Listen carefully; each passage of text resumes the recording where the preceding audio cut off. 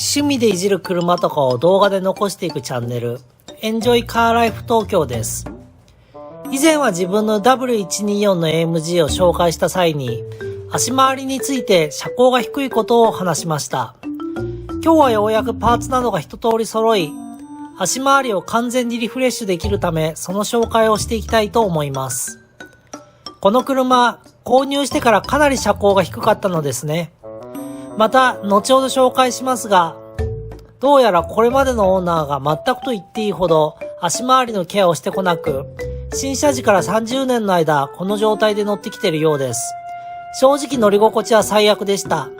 ちょっとした凹凸でもかなり衝撃があり、足回りが硬いというレベルではなかったです。唯一変えてあるところは、スプリングを純正の AMG の通称白バネと呼ばれているものから、アイバッハのものに変えてるくらいでした。アイバッハはある程度の距離を乗るとへたると言われており、この車もスプリングを変更後かなりの距離を走っていると思われます。横から見ても地面からかなり近いことがわかります。こういう車庫端が好きな方もいるかと思いますが、僕の場合は純正に近いテイストで乗りたいと思っています。車高と乗り心地の一番いいバランス感を極めているのが当時の AMG のセッティングだと言われています。しかしながら W124 の AMG の純正であるスプリングの通称白バネはある程度の距離を乗るとへたりやすいと言われており、今現存している W124 の AMG もよほど走行距離が少ないものを除くと、新車当時の乗り心地を維持している車は少ないでしょう。そのような中で乗り心地と車高をいい感じのバランスに作っていきたいと思っています。実は一度購入後すぐに車高が低いため、バンパーを段差に引っ掛けて落とすということをしています。その時の積載車に積み込む動画を見て、いかに車高が低いかということがよくわかります。今回はスプリングコイルとショックアブソーバーの交換、また合わせて細かい足回りのパーツの交換を行います。ブレーキについては今回は交換を見合わせました。スプリングは H&R のスポーツスプリング 29569-1 にしました。以前別の W124 で H&R のものを使っていましたが、その時かなり満足していたので、今回も同じ H&R のものを選びました。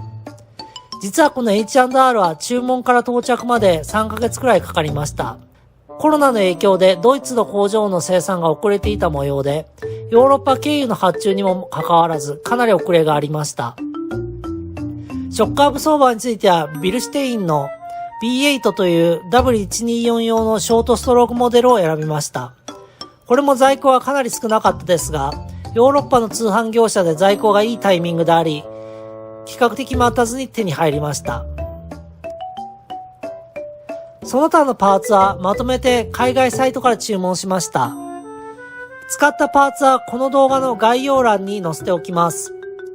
自分で海外サイトや日本のスピードジャパンという通販サイトで購入することで部品代をかなり抑えることができます。これはコントロールアームブッシュセットですね。これは2セット買いました。あとこれはフロントサスペンションブッシュになります。あとこれはリアのサブフレームマウント、これも2セット用意します。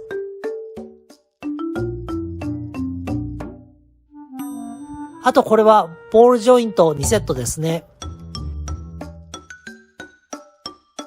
これはステアリングバンパーです。あとこれはドラッグリンクですね。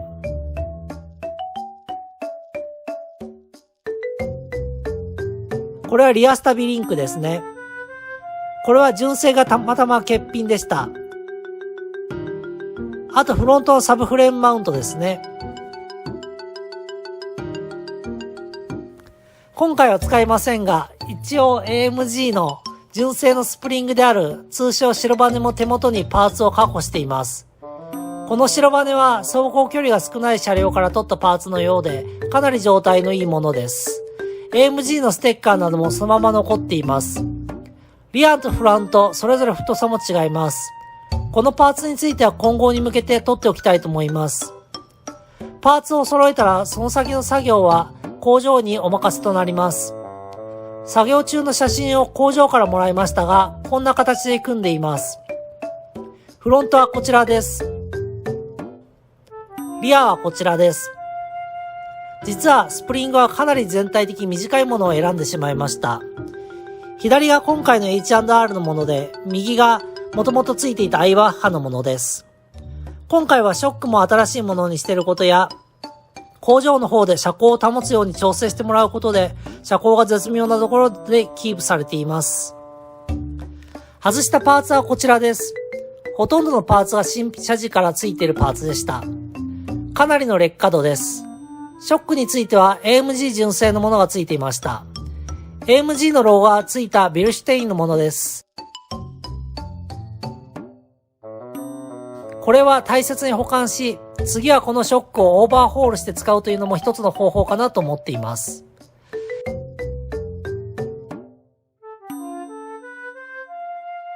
こちらすべて組み上がった状態になります。フロントはかなり車高が上がっていると思います。全体的に3センチくらい車高が上がった印象です。またリアについてはだいぶ車高が上がったように思います。バランスが非常に良くなったかなと思います。またフロントのスポイラーもこれまではスマホ1台分のスペースもなかったと思うのですが、地面から十分の距離が出たかと思います。これでもうスポイラーを地面に引っ掛ける心配はありません。